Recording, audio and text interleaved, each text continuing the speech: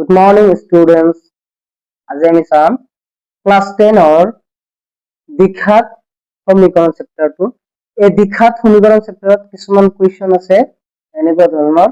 ইয়াতে কুৱেশ্যন দিয়া হৈছে তলৰ দ্বিঘাত বহুপদবোৰৰ শূন্য উলিওৱা আৰু এই শূন্যবোৰৰ আৰু সহগবোৰৰ মাজত সম্পৰ্ক স্থাপন কৰা।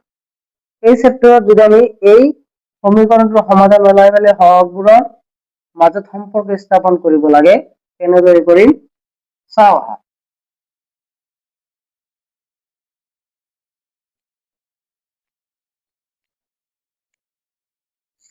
আমাক সমীকৰণ দিয়া আছে x² - 2x - 3।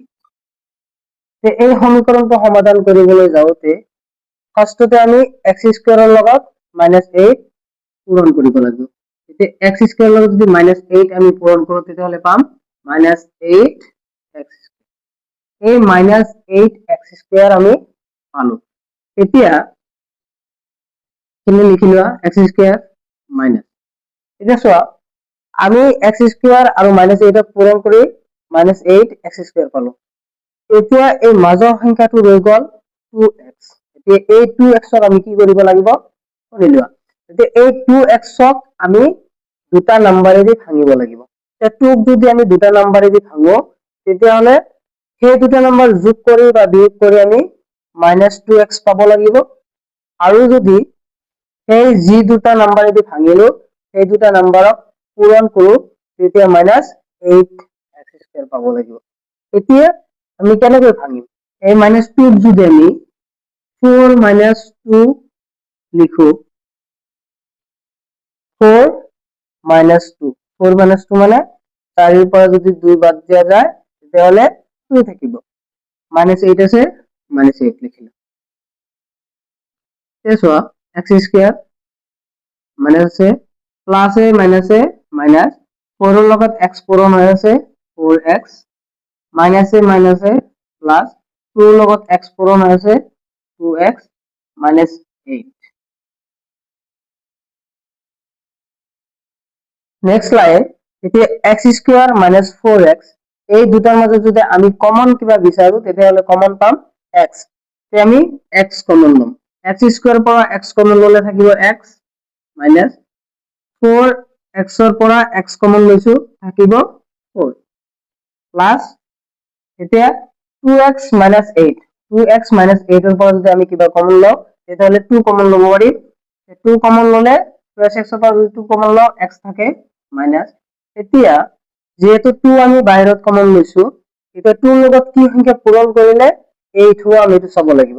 2 ৰ লগত যদি আমি 4 পূৰণ কৰো তেতিয়া হ'ব 8। এতিয়া তোমালোকে চোৱা যে x ৰ লগত যিটো ব্ৰেকেটত আছে আৰু 2 ৰ লগত যিখিনি ব্ৰেকেটত আছে এই দুটাই একে হয়। যেহেতু দুটাই একে আমি কি কৰিম ইয়াৰ পৰা কমন ল'ম। x - 4 আমি কমন ল'ম আৰু যিখিনি আছে x + 2 এইটো আমি লিখি দিম। লিখাৰ পিছত এতিয়া যদি আমি x ৰ মান চাব যাও, একবাৰ x ৰ মান ওলাব 4 আৰু একবাৰ x ৰ মান ওলাব -2। এতিয়া আমি এই দ্বিঘাত বহুপদটোৰ শূন্য দুটা পালো। এতিয়া শূন্য দুটা হ'ল 4 আৰু -2। যদি এই শূন্য দুটা আমি ওলালো তেতিয়া এই শূন্য দুটা আৰু সহগবোৰৰ মাজত কি পাৰ্থক্য আছে আমি চাম। চোৱা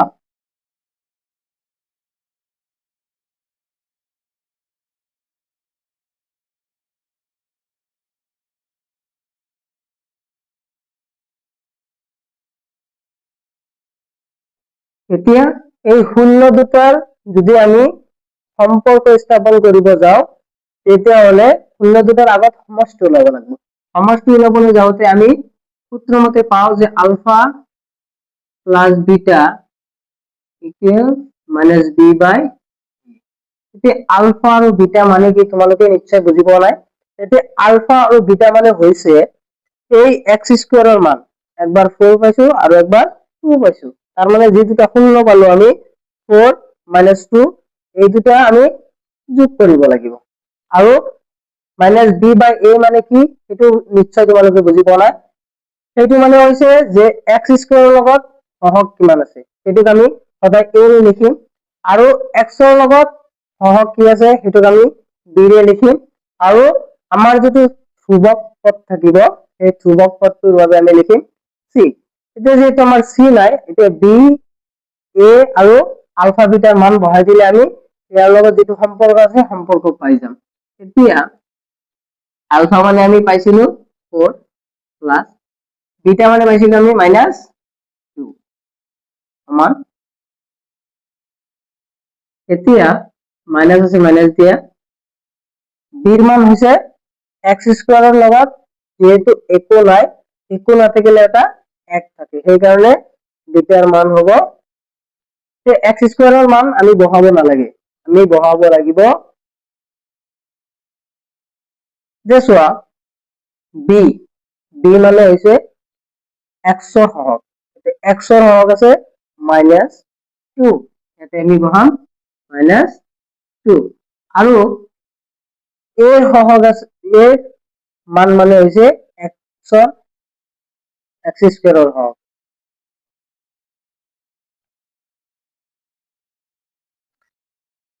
এটা চোৱা আমি যদি শূন্য দুটাৰ সমষ্টি উলিয়াব লাগে সূত্ৰ মতে পাও x স্কয়াৰ আমি যদি শূন্য দুটাৰ সমষ্টি উলিয়াব লাগে তেতিয়া শূন্য মতে পাও আলফা প্লাস বিটা এতিয়া আলফা প্লাস বিটা কৰোতে সমান সমান কি লিখিম -b/a এতিয়া আলফা প্লাস বিটা মানে হৈছে x ৰ সহগ এতিয়া x এতিয়া আমি যদি শূন্য দুটাৰ সমষ্টি উলিয়াব লাগে তেতিয়াহলে সূত্র মতে পাও ULFA plus beta equal -b/a এতিয়া আলফা আৰু বিটা মানে কি আলফা আৰু বিটা মানে হৈছে আমি যে দুটা শূন্য উলিয়ালো মানে x ৰ মান উলিয়ালো এই দুটাক আমি আলফা আৰু বিটা বুলি লিখো আৰু ইয়াতে আছে -b/a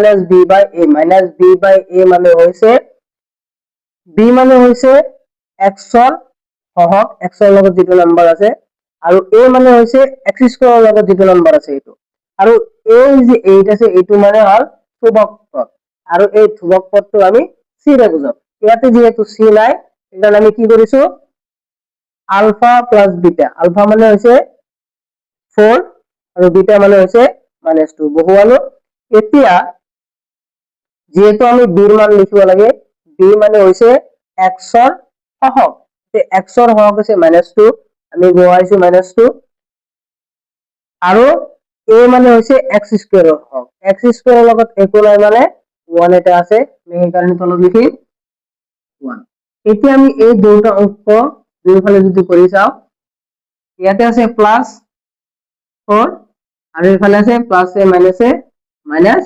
-2 তেও যদি আমি লিখো -a +2/1 এই অঙ্কটো করতে আমি পাও 4 এর পর যদি 2 যায় মাইনাস করি তাহলে 2 থাকিব আর এইফালে থাকিব 2/1 তে দুইফালে সেম হইছে বলি কি পাও কারণ 2 তলত যদি একো না থাকে তাহলে নিশ্চয় এটা 1 আছে এতিয়া দুইফালে সমান হৈছে যেহেতু দুইফালে সমান হৈছে তাহলে শূন্য দুটাৰ সমষ্টি আমি পালো ইয়াৰ পিছত উলিয়াব লাগিব শূন্য দুটাৰ গুণফল